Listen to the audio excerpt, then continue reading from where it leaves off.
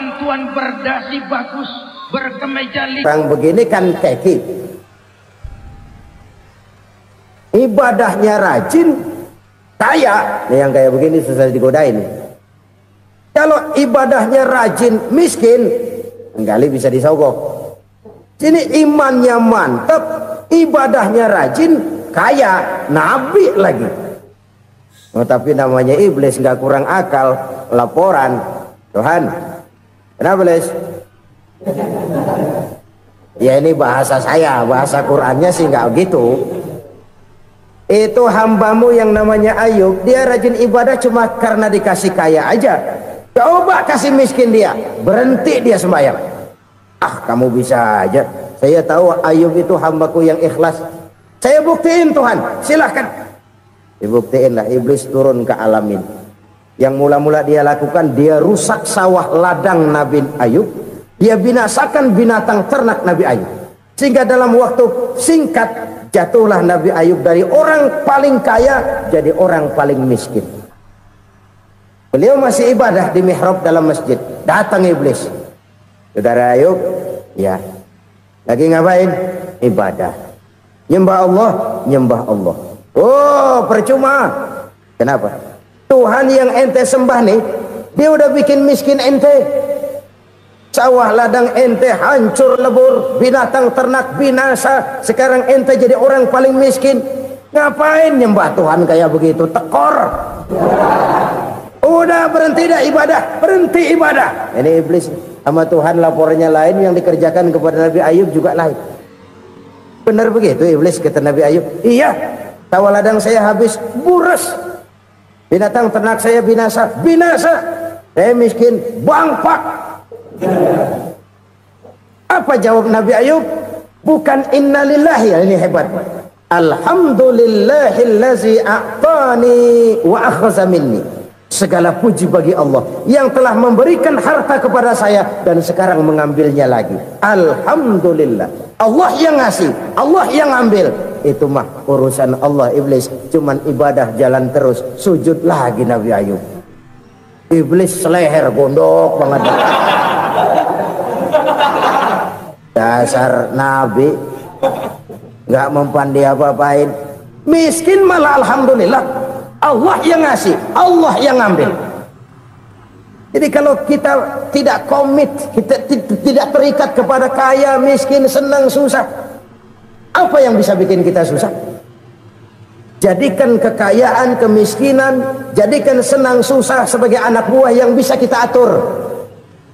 Jangan kekayaan ngatur kita, jangan kemiskinan ngatur kita. Kita yang harus mengatur mereka. Senang, susah, kaya, miskin, bahagia, sengsara, jadikan itu anak buah yang bisa kita atur.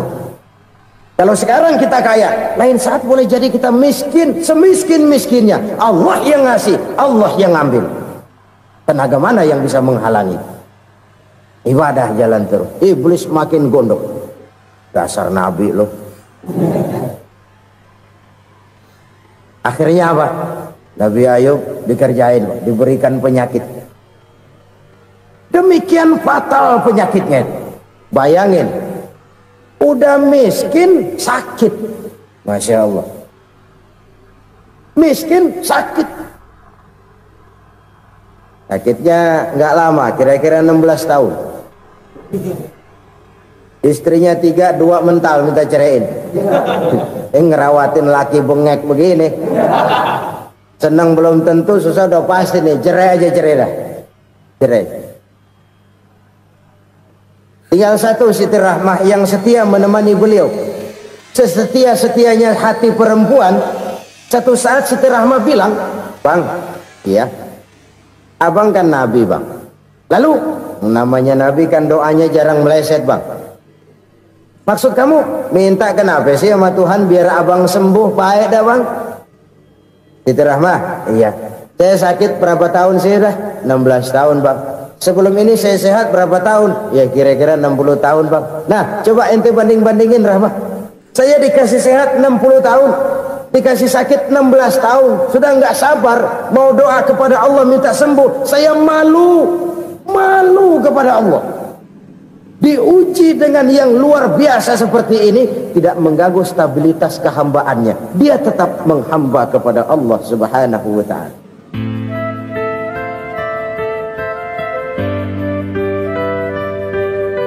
Selalu berusaha menyimpan sesuatu yang bisa membawa manfaat, baik untuk dirinya, untuk anak cucunya, maupun untuk keluarganya, untuk masa kini dan masa depannya. Kadang simpanan itu berbentuk uang, kadang berupa tanah, lain saat berbentuk pabrik, dan lain sebagainya. Sementara masa depan yang paling pasti adalah akhirat. Jika untuk masa depan dunia kita rela memeras keringat, membanting tulang, pergi pagi dan pulang petang, menyimpan uang, menyimpan tanah, menyimpan pabrik, pernahkah kita merenung jika satu saat kiamat datang, kita dibangkitkan dari kubur masing-masing, berdiri di padang mahsyar untuk mempertanggungjawabkan seluruh kegiatan hidup kita di dunia ini, lalu kita akan menuju ke alam akhirat. Sudahkah kita mempunyai simpanan untuk akhirat kita? Pada pertemuan kali ini saya ingin menyampaikan sebuah hadis di mana Rasulullah sallallahu alaihi wasallam bersabda, arba'un min kanzil jannah. Simpanan sorga ada 4 macam. Yang pertama, ikhfa'us sadaqah, menyembunyikan sedekah. Saudara-saudara kaum muslimin, sebagaimana yang kita maklum bahwa Allah Subhanahu wa ta'ala melebihkan sebagian rezeki dari kita terhadap yang lain. Ada yang kaya, ada yang setengah kaya, ada yang miskin, ada yang setengah miskin, dan selanjutnya. Ada yang gajinya kecil tapi penghasilannya gede. Ada yang penghasilannya gede tapi nggak punya gaji. Ada juga yang memang gajinya gede dan penghasilannya gede. Kelebihan rezeki merupakan sunnatullah dan tidak harus membuat kita merasa lebih dari yang lain. Bahkan sebaliknya, kelebihan itu harus membuat kita ringan tangan untuk menolong mereka yang memang memerlukan pertolongan. Kalau saudara diberikan ilmu, maka pertanyaan akhirat cuma satu: ilmumu kau amalkan untuk apa? Kalau saudara diberikan umur yang panjang, pengadilan akhirat juga bertanya satu: umurmu kau habiskan di mana? Tapi kalau saudara diberikan harta, pengadilan akhirat akan bertanya dua: hartamu kau dapat dari mana? Kau belanjakan kemana? Dari mananya ditanya, dan kemananya juga ditanya. Oleh karena kita akan dimintakan pertanggungan jawab, maka amanah yang bernama harta ini harus kita gunakan dengan sebaik-baiknya. Ada penggunaan yang merupakan kewajiban, itu zakat namanya. Ada penggunaan yang sewaktu-waktu, itu infak namanya. Ada yang lebih sewaktu-waktu lagi, dan itu sedekah namanya. Zakat dia terikat oleh haul dan nisab, oleh putaran batas waktu dan ukuran dari harta itu sendiri. Sedangkan infak terikat oleh situasi dan kondisi perekonomian seseorang. Sedangkan sedekah tidak terikat dengan apapun. Dalam kondisi seperti apapun kita bisa melakukan sedekah dengan yang terkecil sekalipun. Sampai-sampai Rasulullah sallallahu alaihi wasallam mengajarkan, la tahqiranna minal ma'rufi syai'an walau an talqa akhaka biwajhin talik. Atau ada hadis, tabassumuka fi wajhi akhika laka sedekah. Senyumanmu kepada temanmu adalah sedekah. Jadi untuk melakukan sedekah tidak harus dalam berbentuk uang. Dengan ilmu kita bisa sedekah, dengan tenaga kita bisa bersedekah, dengan pikiran kita bisa bersedekah, bahkan senyum kepada teman itu pun sedekah. Jadi kalau sedekah dengan uang memang belum punya uang, nyengir aja banyakin. Itu asal pada tempatnya, jangan lalu ketemu tiang listrik cengengesan. Tentu tidak pada tempatnya dan tidak wajar. Nah, sedekah yang paling dicintai Allah adalah sedekah yang disembunyikan. Artinya jauh dari sifat riya. Kan kadang-kadang ada orang sedekah itu disebutkan namanya, apa tidak bagus? Kalau memang niatnya ikhlas, ya bagus-bagus saja. Untuk memberikan sugesti kepada yang lain. Si Fulan bin Fulan nyumbang sekian, diumumkan. Boleh kalau niatnya untuk memberikan rangsangan kepada yang lain supaya dia menyumbang lebih besar dari orang tadi. Tapi kalau itu mendatangkan riya, maka sedekah yang paling dicintai Allah adalah sedekah yang disembunyikan. Tangan kiri saja tidak tahu apa yang diberikan oleh tangan kanan. Sedekah yang dilakukan dengan ikhlas akan merupakan perbendaharaan surga, tersembunyi dari pandangan orang lain, tidak seorang pun tahu. Karena memang sikap yang baik adalah melupakan kebaikan dan mengingat kesalahan. Itu salah satu ciri orang bahagia. Orang yang selalu mengingat kesalahannya dan berusaha melupakan segala kebaikannya. Kalau dia akan berada kebaikan, dia tidak bisa ikut, dia merasa rugi karena dia merasa belum pernah berbuat baik. Tapi kalau akan melakukan kesalahan baru, dia ingat kesalahan yang sudah-sudah, sehingga terhalang baginya untuk melakukan satu kesalahan baru. Demikianlah saudara-saudara, bahwa Allah melebihkan rizki sebagian kita dari yang lain, agar terjadi tolong-menolong dalam kehidupan ini. Jadi kesenjangan yang nature, kesenjangan yang alami itu sunnatullah. Ada yang kaya, ada yang miskin, ada yang kelas menengah. Nah, kenapa lalu sekarang kita berusaha mengentaskan kemiskinan? Oleh karena adanya kesenjangan struktural. Kalau yang kaya bisa semakin kaya, kenapa yang miskin tidak bisa naik jadi ikut sedikit kaya? Sebab pada dasarnya Islam adalah agama yang sejak turunnya sudah berupaya memerangi kemiskinan. Bahkan dikatakan kemiskinan itu mendekatkan kepada kekufuran. Orang kalau miskin udah dekat banget sama kafir. Gampang menjadi kafir. Berapa banyak saudara-saudara kita yang oleh karena soal perut, oleh karena soal materi, terpaksa meninggalkan dan menanggalkan akidahnya. Menjual petunjuk yang diberikan Allah dengan kesenangan dunia yang cuma sebentar ini. Na'udzubillah summa na'udzubillah. Jadi makin kita sembunyikan satu sedekah, semakin banyak perbendaharaan kita di surga. Sedekah yang paling dicintai Allah adalah sedekah yang disembunyikan. Malahan ada seorang sufi, dia punya kebiasaan kalau pergi sholat Jumat dia bawa uang, itu uang dia taruh di bawah tikar masjid. Dia niat sedekah kepada siapa saja yang nemuin itu duit. Maksudnya apa? Supaya yang nemuin nggak tahu siapa yang punya duit. Demikian dia saking ingin menyembunyikan sedekahnya. Karena sifat riya itu bisa memakan amal kita sendiri. Riya itu termasuk menyebut-nyebut kebaikan kita. Orang yang suka nepuk dada, sedikit-sedikit ngitungnya kalau nggak gua. Tuh kalau nggak gua tuh yang belah situ, kalau nggak gua, kalau nggak gua. Iya, kalau nggak lu kenapa emang? Orang yang suka menepuk jasad, tuh biasanya memang begitu, saudara-saudara. Kalau perang lagi berkecamuk, orang nggak sempat ngaku jadi pahlawan. Tapi begitu perang selesai, yang kagak kenal bedil ngaku pahlawan, mas. Itu sesuatu yang biasa. Oleh karenanya, orang-orang yang ikhlas dalam bersedekah, disembunyikannya sedekah itu Allah cinta betul. Malahan ada hadis memberikan jaminan, inna sadaqatal mar'il muslimi tazidu fil umri wa tadfa'u mitatas su'i.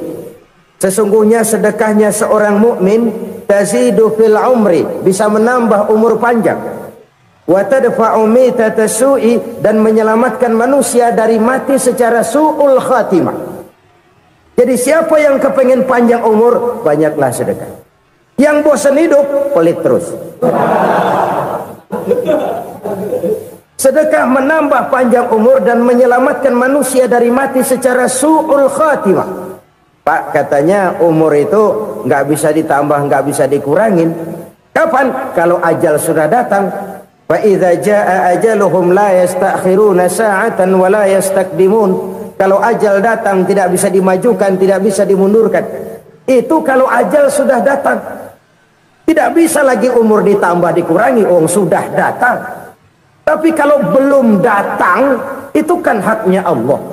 Mau ditambah, mau dikurangi, hak prerogatif Allah. Sebagai pencipta manusia, Allah Maha Kuasa dan Maha Mampu. Sedekah ini menambah panjang umur dan menyelamatkan manusia dari mati secara su'ul khatimah. Itu orang mati kan sama ya, kondisinya mati, nggak nafas. Tapi hakikat mati kan lain-lain. Ada yang mati itu husnul khatimah, baik akhirnya. Misalnya lagi ngaji mati, lagi sholat mati, lagi sedekah mati. Ini yang dinamakan dengan husnul khatimah, baik di akhirnya. Sebaliknya ada yang su'ul khatimah, jelek di akhirnya. Ini yang jadi catatan akhir. Lagi nyekek botol, mampus. Lagi banting kartu, modar. Su'ul khatimah, jelek pada akhirnya. Sedekah menyelamatkan manusia dari mati secara su'ul khatimah. Dan kita semua kepengen mendapat husnul khatimah, jauh dari su'ul khatimah.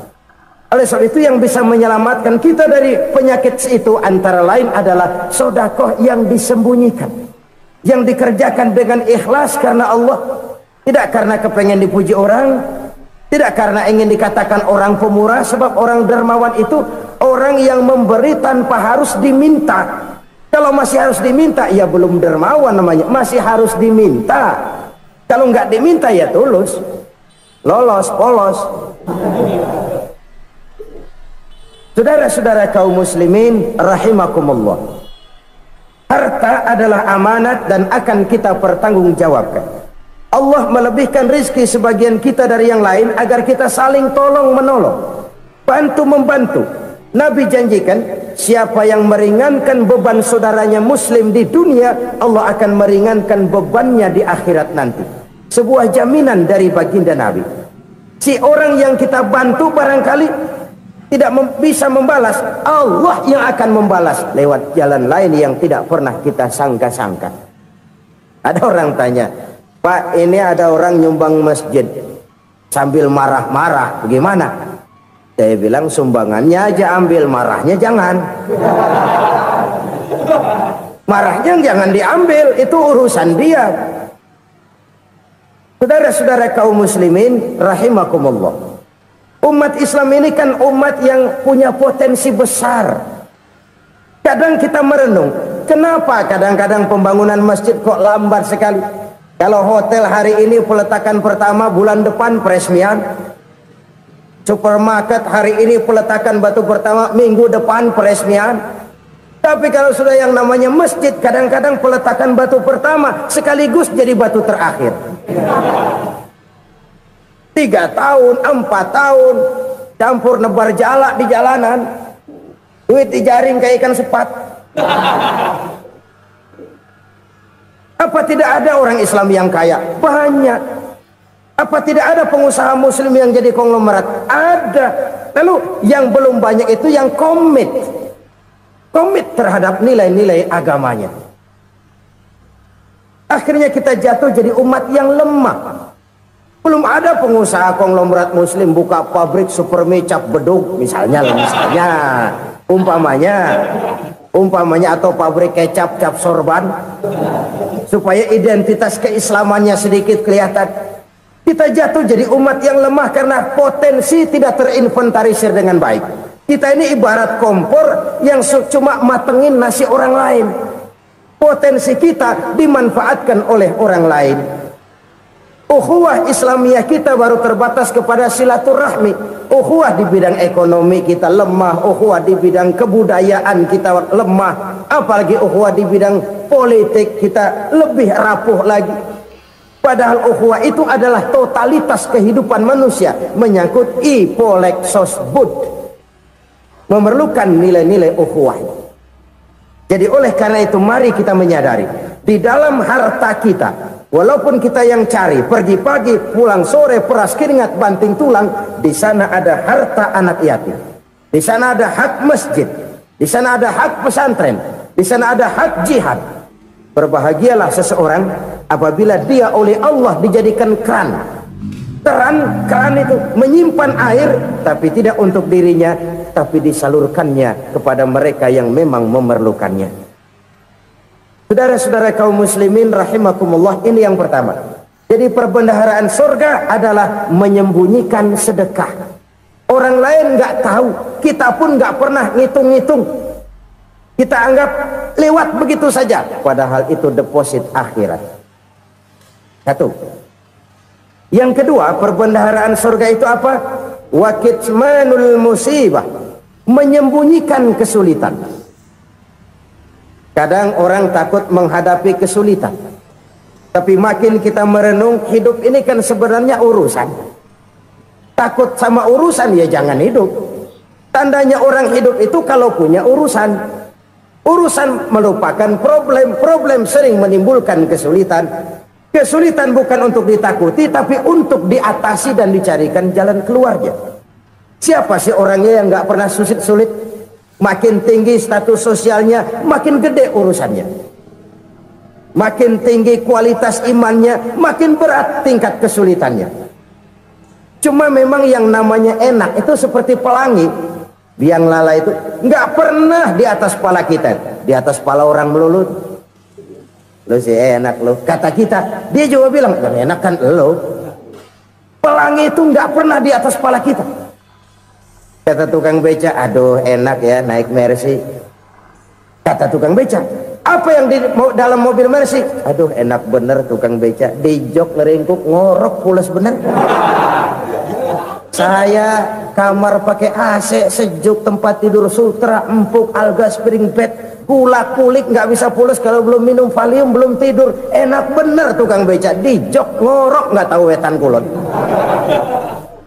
Si tukang beca bilang yang di Mercy enak, yang di Mercy bilang tukang beca enak. Inilah enak, nggak pernah di atas kepala kita, di atas kepala orang lain melulu enak itu. Nah saudara-saudara,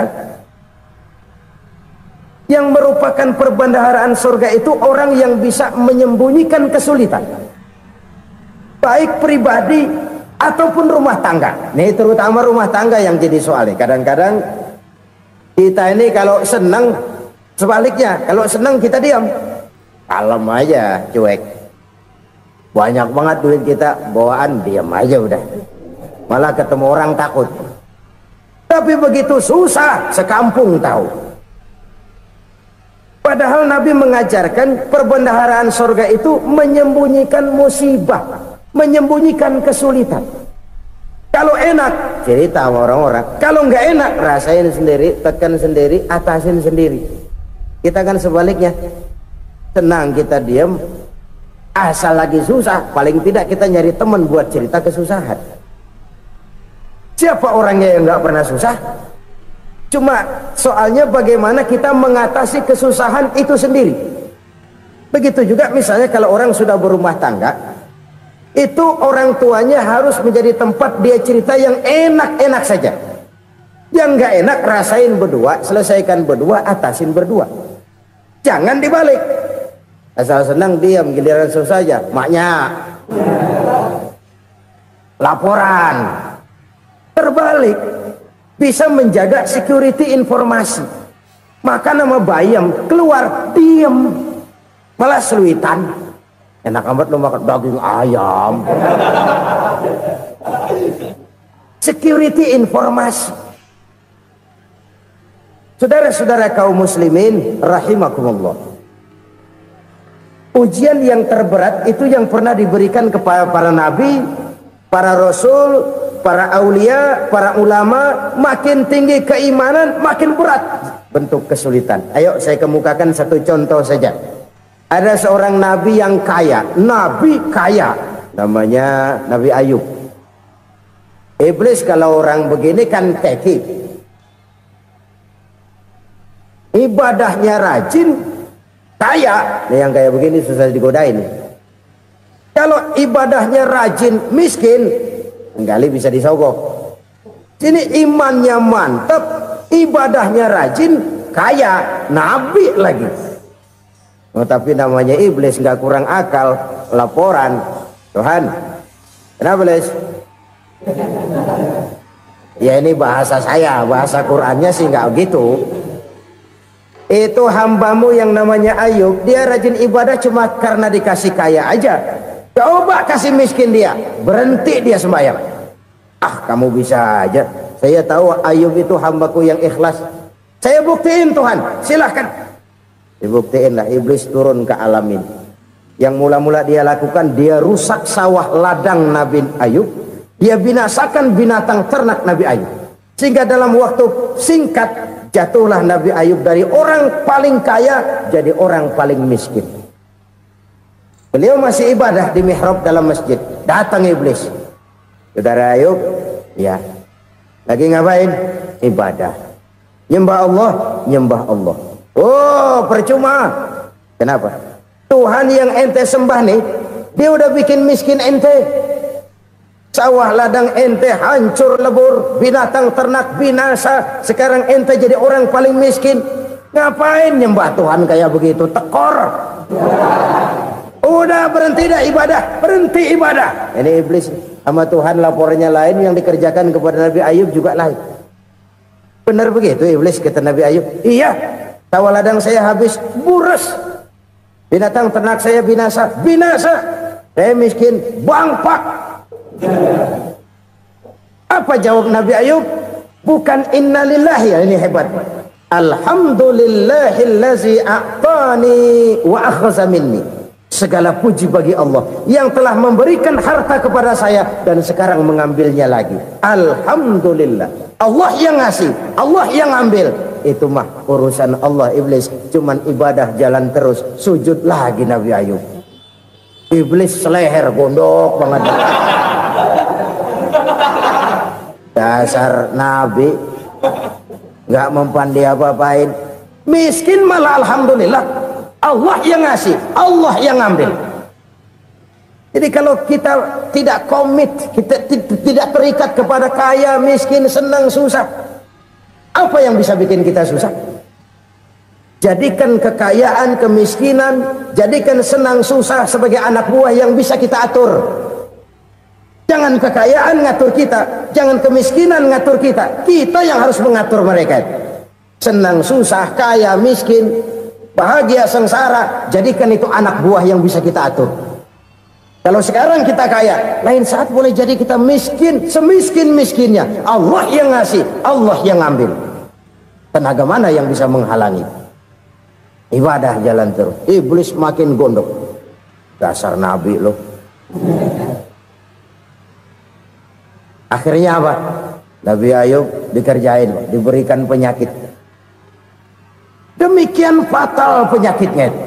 Bayangin, udah miskin sakit. Masya Allah. Miskin sakit. Sakitnya nggak lama, kira-kira 16 tahun. Istrinya 3, 2 mental minta ceraiin. Ngerawatin laki bengek begini. Senang belum tentu, susah udah pasti nih. Cerai aja, cerai dah. Cerai. Tinggal satu Siti Rahmah yang setia menemani beliau. Sesetia-setianya hati perempuan. Satu saat Siti Rahmah bilang, "Bang, iya, abang kan Nabi bang. Lalu namanya Nabi kan doanya jarang meleset bang. Maksud kamu minta kenapa sih sama Tuhan biar abang sembuh baik dah bang?" Siti Rahmah, iya. Saya sakit berapa tahun sih dah? 16 tahun bang. Sebelum ini saya sehat berapa tahun? Ya kira-kira 60 tahun bang. Nah coba ente banding-bandingin Rahmah. Saya dikasih sehat 60 tahun, dikasih sakit 16 tahun. Sudah nggak sabar mau doa kepada Allah minta sembuh. Saya malu kepada Allah. Diuji dengan yang luar biasa seperti ini, tidak mengganggu stabilitas kehambaannya. Dia tetap menghamba kepada Allah Subhanahu wa ta'ala. Saudara-saudara kaum muslimin rahimakumullah. Kunci menghadapi kesulitan itu apa? Allah jelaskan dalam satu ayat, wa basyiris sabirin alladzina iza asabathum musibah qalu inna lillahi wa inna ilaihi raji'un. Gembirakan orang-orang yang sabar. Siapa mereka itu? Yang apabila mendapat musibah mereka kembali kepada keyakinan dasar, segalanya dari Allah dan segalanya akan kembali kepada Allah. Ini konsepsi dasar dari sikap muslim dalam menghadapi berbagai kesulitan. Segalanya dari Allah, segalanya akan kembali kepada Allah. Kalau ini sudah kondisi dasarnya, maka kita akan lapang menghadapi kenyataan bagaimanapun pahitnya. Apakah itu namanya miskin, apakah itu namanya sakit, bahkan maut sekalipun. Maut sekalipun. Segalanya dari Allah, segalanya akan kembali kepada Allah. Ini sikap hidup, bukan sekedar ucapan. Kita kadang-kadang menjadikannya sebagai ucapan. Mulutnya sih nggak berhenti, innalillahi wa inna ilaihi raji'un, tapi nangisnya terus gerung-gerungan. Bukan itu, ini kesadaran moral. Kalau segalanya dari Allah, segalanya kembali kepada Allah, kan sebenarnya cuma nunggu giliran.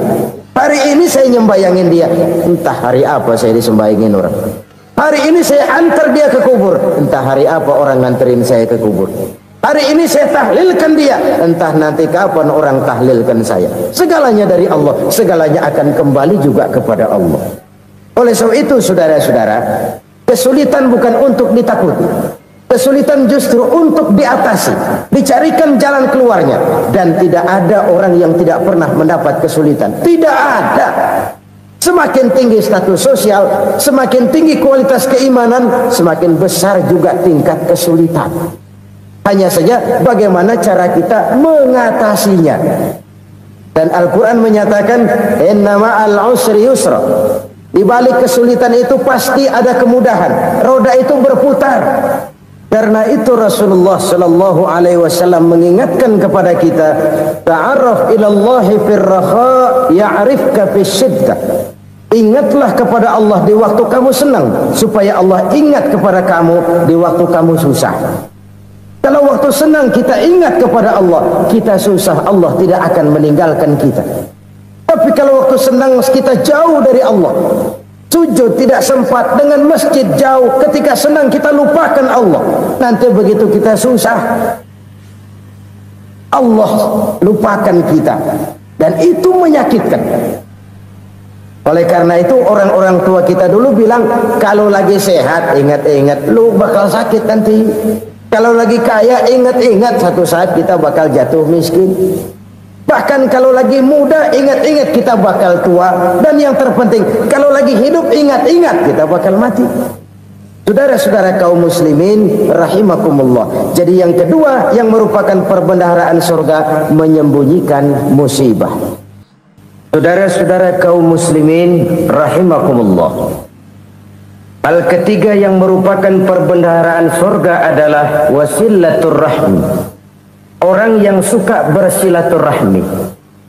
Sebagaimana yang kita maklum bahwa manusia adalah makhluk yang disebut zon politika. Makhluk sosial yang tidak mungkin hidup sendiri-sendiri. Betapa dan siapapun kita memerlukan orang lain. Bodoh betul manusia kalau tinggal di tengah masyarakat tapi tidak mau bermasyarakat. Merasa hebat sendiri, pintar sendiri, gagah sendiri, kaya sendiri. Mungkin kalau mati juga ngubur sendiri.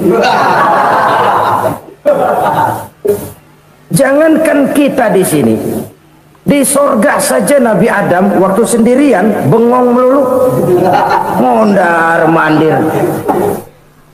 Allah tegur dalam sepidang. Ya ini kalau bahasa saya. Iya Tuhan, sepi ini nggak ada coret-corekan pisan ini. Diciptakan Siti Hawa baru anteng Nabi Adam. Itu di surga.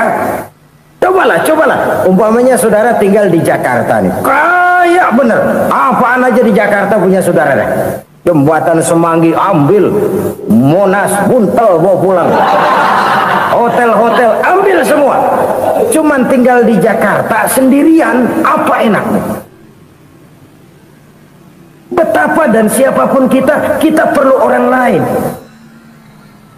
Tidak ada seorang pun yang bisa memenuhi kebutuhan hidupnya secara sendiri-sendiri. Nah, Islam telah menyelamatkan manusia dari ras diskriminasi, mengikat manusia dengan persaudaraan yang berlandaskan kepada akidah. Karena itu dianjurkan bersilaturahmi. Bahkan Nabi menyatakan, man arada ayyubsata lahu fi rizqihi wa yunsa'a fi atharihi falyasil rahimah. Siapa yang kepengen diluaskan rezekinya dan dipanjangkan usianya, banyaklah ia bersilaturahmi. Siapa yang kepengen dimudahkan rezekinya, hendaknya ia banyak bersilaturahmi. Kalau banyak teman, kesulitan kan paling tidak ada tempat cerita. Udah susah sendirian, kita pikirin diri, nggak ada tempat tukar pikiran. Cepet banget sama bengek. Dilawan sendiri. Nah, secara makro kita bisa berkata, tidak mungkin ada kemenangan kalau tidak ada kekuatan. Tidak ada kekuatan kalau tidak ada kesatuan dan persatuan. Tidak mungkin ada kesatuan dan persatuan tanpa semangat silaturahmi. Kalau umat Islam mau menang, dia harus kuat. Kalau umat Islam mau kuat, dia harus bersatu. Kalau umat Islam mau bersatu, dia harus membudayakan silaturahmi ini. Bahkan sampai-sampai kata Nabi, kalau bisa cari nilai tambah. Apa? Silman qata'ak. Bersilaturahmilah kau kepada orang yang marah denganmu. Masya Allah, indahnya ajaran agama kita. Orang yang marah pun kepada kita, kata Nabi, kalau bisa bersilaturahmilah kepadanya, kepada orang yang marah itu. Di situ nilai tambah. Cuman jujur nih, hadis ngucapinnya gampang, ngamalinnya yang berat banget. Orang marah sama kita, kita disuruh silaturahmi. Ada apa sama lu? Lu marah, ada gua marahan lagi. Gua pikirin. Saudara-saudara kaum muslimin rahimakumullah. Tapi ini yang diajarkan, bahkan ini yang dicontohkan oleh baginda Rasul. Bagaimana begitu mudah, misalnya satu saat Abu Jahal ini ngatur strategi bagaimana bikin Muhammad celaka. Dia gali lubang di depan tempat tidurnya. Dia tutupin daun korma. Terus dia panggil seseorang, ke sini. Kasih tahu Muhammad, pamannya sakit keras, minta ditengokin. Berangkat orang ini ke sana. Muhammad, labbaik. Pamanmu sakit keras, dia minta ditengokin. Baik, saya akan datang menjenguk beliau. Berangkatlah Nabi ke rumah Abu Jahal tanpa prasangka apapun. Abu Jahal udah pasang setil, selimut 3 rangkap setengah dipakai, persis kayak orang meriang. Tapi sembari ngintip dari balik selimut. Begitu Muhammad buka pintu, nah masuk perangkap nih. Muhammad jalan menuju tempat pembaringan. Makin lama makin dekat, makin lama makin dekat, makin dekat ke lubang yang dipasang oleh Abu Jahal itu. Dalam hati Abu Jahal, terus dah jatuh, mampus dah lu ini. Mampus lu hari ini nih. Apa yang terjadi? Malaikat Jibril datang. Muhammad, pamanmu cuma pura-pura sakit. Di depan tempat tidurnya ada lubang perangkap supaya kamu jatuh ke situ. Sudah, kamu pulang. Balik kanan Nabi. Sudah hampir jatuh ke lubang, balik kanan, pulang. Bayangin kecewanya Abu Jahal. Muhammad dikit lagi, Muhammad dikit lagi. Enggak, paman, saya pulang aja. Emosi, bangun dari tempat tidur, nggak sadar kalau lagi pura-pura sakit. Lompat ngejar Nabi, dia lupa dengan lubang yang dia gali. Serak, nyemplung sendiri ke dalam lubang.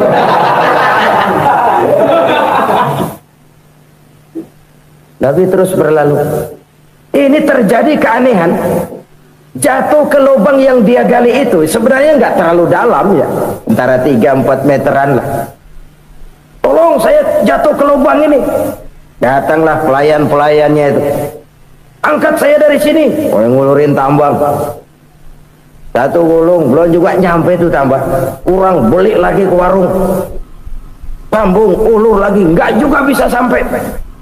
Wah, ini kerjaan Muhammad ini. Tolong, siapa salah seorang kamu ke rumah Muhammad, kasih tahu encangnya kecebur. minta ditolongin. Sampaikan kepada Rasul. Kenapa? Pamanmu jatuh ke lubang, Muhammad minta tolong diangkatin. Tambang udah nyambung-nyambung gak nyampe juga. Ya, nanti saya datang, saya tolong. Coba. Nyata-nyata orang berniat jahat mau mencelakakan dia. Datang dia menolong. Ini yang disebut air tuba dibalas air susu ya ini. Bukan sebaliknya. Air tuba dibalas air susu. Paman, kecebur ya? Iya Muhammad, tolong ini. Pegang tangan saya. Nabi ulurkan tangannya, nyampe, dipegang oleh Abu Jahal, diangkat ke atas, sampai atas. Apa kata Abu Jahal? Sihirmu memang hebat Muhammad. Udah ditolongin dikata sihir. Yang enak kita kemplang kan itu orang begitu. Urusan apa? Tapi inilah akhlak. Kalau bisa kamu bersilaturahmilah dengan orang yang marah kepadamu sekalipun. Orang marah kita tetap baik. So, kalau kita berbuat baik sama orang yang memang baik, rasanya sih biasa-biasa aja. Orang baik kita baik lagi, ya draw aja, belum ada nilai tambah di situ. Baru ada nilai tambah kalau kita bisa berbuat baik kepada orang yang nyakitin kita. Itu namanya kita setingkat di atas dia. Dia sakitin kita, kita berbuat baik sama dia. Dia pelit sama kita, kita baik sama dia. Dia marahin kita, kita deketin dia. Di situ kita punya nilai tambah. Jadi siapa yang ingin diluaskan rezekinya kata Nabi dan dipanjangkan umurnya, hendaklah ia banyak-banyak bersilaturahmi. Sederhana sebenarnya silaturahmi, tapi silaturahmi membangkitkan semangat kesatuan dan persatuan. Kesatuan dan persatuan melahirkan kekuatan. Dalam matematika 1 ditambah 1 pasti 2. Tapi di tengah masyarakat, 1 orang takut ditambah 1 orang takut, hasilnya jadi 2 orang setengah berani. Kenapa setengah berani? Karena udah berdua. Tadi pan takut sendirian. Kalau dia kumpul turu-turu takut lah jadi berani. Kita yang lemah, kita yang tidak berdaya, kita yang miskin, kalau mau kompak bersatu, apa yang nggak bisa kita kerjain? Apalagi tinggal di kota besar, pilihan cuma 2. Bertahan atau minggir. Bertahan atau minggir. Untuk bisa bertahan harus mampu bersaing. Untuk mampu bersaing harus punya keahlian. Keahlian harus ditunjang dengan pendidikan, ditambah oleh kekompakan sebagai umat. Udah miskin mencar mulu, orang injek gitu. Orang nggak pandang urusan apa yang malu. Oleh karena itu silaturahmi pada hakikatnya merupakan roh dari ukhuwah yang diajarkan oleh agama kita. Bagaimana Islam menyelamatkan masyarakat manusia dari ras diskriminasi, mengikat manusia, dan tidak ada persaudaraan yang lebih indah selain persaudaraan yang diikat dengan nilai-nilai akidah. Sepanjang orang di jalan Allah, itulah saudara kita. Keluar dia dari jalan Allah, selesailah persaudaraan sampai di situ. Karena itu, kalau ingin menyimpan sesuatu di surga, banyaklah bersilaturahmi. Datang ke rumah ini, datang ke rumah itu, dan lain sebagainya. Itu simpanan kita di akhirat nanti. Ini yang ketiga. Saudara-saudara, yang keempat, perbendaharaan surga itu apa? Wa qawlu la hawla wa la quwwata illa billah. Ucapan la hawla wa la quwwata illa billah. Ibadah kan ada yang berat, modalnya besar. Bangun masjid berat, modalnya besar. Bangun rumah sakit berat, modalnya besar. Ada ibadah yang berat tapi modalnya ringan. Misalnya puasa. Puasa itu berat, mengendalikan nafsu. Kalau sekedar nggak makan nggak minum sih enteng, mengendalikan nafsu. Itu jihad terbesar, tapi kan modalnya ringan, cuma niat saja. Ini ibadah berat, modalnya ringan. Ada ibadah yang ringan, modalnya juga enteng. Seperti termasuk ucapan la haula wa la quwwata illa billah. Tanpa sadar, la haula wa la quwwata illa billah. Nyelengin tuh di surga. Nyelengin, kita nggak terasa. Nyelengin simpanan akhirat. La haula wa la quwwata illa billah. Nyimpan lagi. Kaget, la haula wala quwata illa billah, nyimpan lagi, banyak simpanan. Walaupun sebenarnya yang dimaksud di sini adalah kesadaran batin bahwa tidak ada daya dan kekuatan kecuali Allah. Itu intinya. Kita memulai pekerjaan disunahkan baca bismillah, kan begitu? Apa itu? Kesadaran moral bahwa ini saya bisa kerjakan. Saya kerjakan ini dengan menyebut nama Allah. Kenapa? Kalau Allah tidak memberikan daya dan kekuatan, mana mampu saya kerjakan ini. Maka saya kerjakan ini dengan menyebut nama Allah. Bismillah. Kesadaran moral. Manusia hanya wajib berusaha, tapi nggak pernah wajib berhasil. Banyak hal-hal yang kalau kita renungkan secara rasio nggak mungkin, tapi jadi kenyataan. La haula wala quwata illa billah. Tidak ada daya dan kekuatan kecuali bagi Allah semata-mata. Kesadaran moral akan kelemahan dan keterbatasan makhluk bernama manusia. Kadang kita kagum dengan otak, tapi kita sering lupa sama yang bikin otak. Padahal bagaimanapun hebatnya otak, yang bikin otak pasti lebih hebat dari otak. Nggak percaya, silahkan otak-otakan. Inilah kecenderungan. Kita kagum dengan pesawat-pesawat mutakhir, bukan main, besi gede banget terbang itu. Alangkah hebatnya. Lalu apa yang bikin otak tidak lebih hebat dari itu semua? Kita puji laut, apa yang bikin laut tidak lebih hebat dari laut itu? La haula wala quwata illa billah. Tidak ada daya dan kekuatan kecuali Allah. Apa yang bisa kita lakukan kalau tidak karena daya dan kemampuan yang diberikan oleh Allah kepada kita? Lahirlah sikap tawadu, rendah hati, tidak melonjak menjadi angkuh dan sombong, sadar akan kelemahan dan keterbatasan diri sebagai makhluk yang diciptakan oleh Allah Subhanahu wa taala. Jadi satu sisi ini ucapan yang berpahala, la haula, jadi wiridan. Pada sisi lain ini kesadaran moral, sikap mental, kesadaran batin bahwa yang punya daya dan kekuatan itu cuma Allah. Kita nggak pantas untuk sombong. Sebab sombong itu pakaiannya Allah. Kita nggak sedang pakai pakaian Allah, kegedean. Dan makin kita renungi, makin terbentur. Apa sih yang bisa kita sombongin? Kita mau sombong apa? Kaya? Pintar? Itu kan semua relatif. Di atas langit masih ada langit lagi. Jadi oleh karenanya, marilah kita menyadari. Manusia hanya wajib berusaha, tapi tidak pernah wajib berhasil. Yang berusaha saja tidak wajib berhasil, apalagi yang tidak berusaha. Islam bukan agama orang pemalas yang selesai sholat lalu ngelohom, nggelenggem ayem-ayem. Tapi Islam bukan agama orang sombong yang setelah berusaha lalu tidak memerlukan Allah. Kita bisa saja bikin proyeksi, tahun sekian kita bakal panen besar menurut perhitungan otak. Tapi ada kejadian lain. Apa? Tikus ngambek. Habis itu dimakanin tikus, panen gagal. Proyeksi rasional gagal oleh tikus-tikus yang ngambek itu. Bisa saja terjadi. Tahun depan kita panen besar, urung. Kenapa? Musim panas panjang. Lalu sekarang ini koran-koran bikin berita musim mengalami penyelewengan. Bukan cuma manusia yang nyeleweng sekarang. Musim pakai nyeleweng. Mestinya kan musim hujan udah selesai, masih hujan-hujan juga. Musim. Nah sekarang kita boleh bikin proyeksi, kita bakal panen besar. Tahu-tahu musim panas panjang, sawah retak, air kering.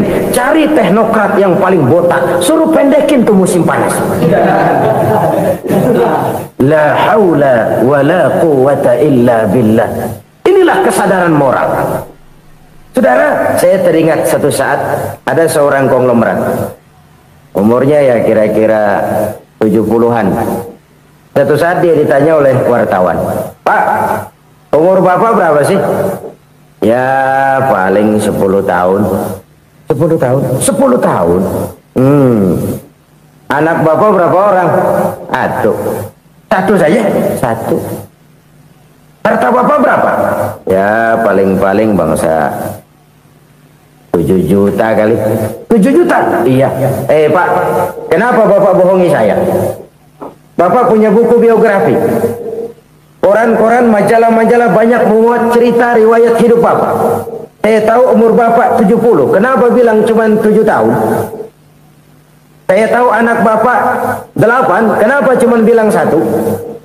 Saya tahu harta Bapak miliaran, mungkin triliunan, pabrik di mana-mana, bank di mana-mana. Kenapa bilang uang Bapak cuma 7 juta? Nah, kata si konglomerat tadi, kamu benar nak, kamu benar. Umur saya kalau jumlahnya memang 70 nak. Cuman ingat-ingat saya, baru 7 tahun terakhir ini saya sujud. Baru 7 tahun terakhir ini saya berusaha dekat dengan Allah. Saya laksanakan perintahnya, saya jauhi larangannya. 7 tahun inilah rasanya yang ada nilainya di hadapan Allah. Yang 63 tahun matong, kelabu, kelem umur gue. Habis untuk maksiat, untuk munkarat. Maka ketika ditanya tadi, umur saya 7 tahun itu. Oh begitu Pak. Oh iya. Lalu anak Pak, anak Bapak kan 8. Kenapa bilang cuma 1? Nah, kalau jumlah hitungannya memang anak saya 8. Tapi dari 8 orang ini rasanya cuma 1 nih yang bakal jadi buah hati, belahan jantung, pelanjut cerita, penerus sejarah, bakal jadi anak soleh yang akan mendoakan saya. Cuman 1 rasanya anak saya ini yang bakal jadi buah hati saya, besar-besaran saya, yang akan mendoakan di kubur saya, yang akan mendoakan di akhirat saya. Yang 7 orang mana, Masya Allah, yang 1 tenggeng, yang 1 nyekek botol mulu, yang 1 nggak karu-karuan. Makanya saya bilang 1 anak saya yang akan bisa mendoakan saya. Oh begitu Pak. Iya. Nah, harta Pak, harta Bapak kan triliunan, pabrik Bapak di mana-mana, uang Bapak hampir di tiap bank-bank besar. Kenapa bilang cuma 7 juta? Betul kau nak. Harta saya kalau jumlahnya memang miliaran, triliunan mungkin. Tapi yang saya ingat baru 7 juta tuh yang saya belanjakan di jalan Allah. Saya nyumbang masjid, saya santuni yatim piatu, saya bantu pembangunan pesantren, saya bantu pembangunan rumah sakit Islam. Itu yang akan saya bawa pulang ke akhirat, yang 7 juta itu. Yang triliunan itu nanti akan diperebutkan oleh anak-anak saya sebagai waris saya. Jadi harta saya 7 juta itu yang bakal nemenin saya di akhirat, yang akan saya bawa pulang jadi teman saya. Saudara-saudara kaum muslimin, jangan-jangan orang tua itu adalah kita-kita ini. Jangan-jangan kita-kita ini adalah orang tua itu. Jangan-jangan itu potret dari diri kita masing-masing. Dari sekian umur yang diberikan Allah, berapa tahun yang ada nilainya di hadapan Allah? Dari sekian anak-anak yang merupakan amanah, berapa yang akan mendoakan kita sebagai orang tuanya menjadi anak soleh? Dari sekian banyak harta yang diberikan Allah, berapa yang akan kita bawa pulang menghadapnya nanti, yang kita belanjakan di jalan Allah? Ini sebuah potret kehidupan. Karena itu kita kembali kepada la haula wa la quwwata illa billah. Kita wajib berusaha, kita wajib berikhtiar. Selebihnya segala daya dan kekuatan hanya milik Allah saja semata-mata. Satu kesadaran batin dari setiap pribadi muslim. Setelah ia berusaha dan berikhtiar, ia menyerahkannya kepada Allah Subhanahu wa ta'ala. Jadi satu sisi ini merupakan wiridan ucapan yang mengandung pahala, pada sisi lain ini merupakan sikap batin dari seorang muslim di dalam ia menghadapi realitas kehidupan ini. Saudara-saudara kaum muslimin rahimakumullah, kalau ini kita jadikan satu basis kehidupan, maka ini akan menyelamatkan manusia dari kemungkinan tergelincir menjadi orang yang lupa diri dan lupa darat. Sebab itu Imamul Ghazali berpesan, jadidis safinah fa innal bahra amiq wa khuziz zad fa inna safara ba'id wa khaffifil hamla fa innal hamla sadid. Perbarui selalu kapalmu karena lautan sangat dalam. Bawa bekal yang banyak karena perjalanan ini sangat jauh. Ringankan beban karena kebanyakan beban akan menyakitkan. Alangkah indah kalimat ini, alangkah dalam makna yang terkandung di sana.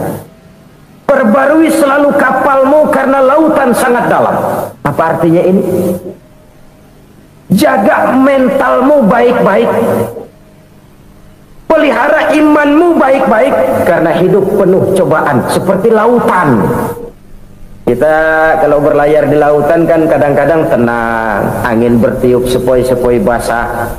Jika malam datang, bintang gemintang bertabur menghias cakrawala. Rembulan memantulkan sinarnya dengan indah. Dalam keadaan begitu berlayar enak. Tapi lain saat ombak menggunung, halilintar menyambar, angin topan bertiup. Berapa banyak sudah saudara-saudara kita yang tenggelam di lautan dunia tanpa sadar bahwa dia belum sampai kepada pantai yang akan dituju. Berapa banyak sudah saudara-saudara kita yang tenggelam di lautan dunia ini tanpa sempat bangkit lagi. Dia menyangka sudah sampai kepada tujuannya. Hati-hati kapal jangan sampai bocor karena lautan sangat dalam. Iman ini jaga baik-baik karena hidup penuh dengan ujian.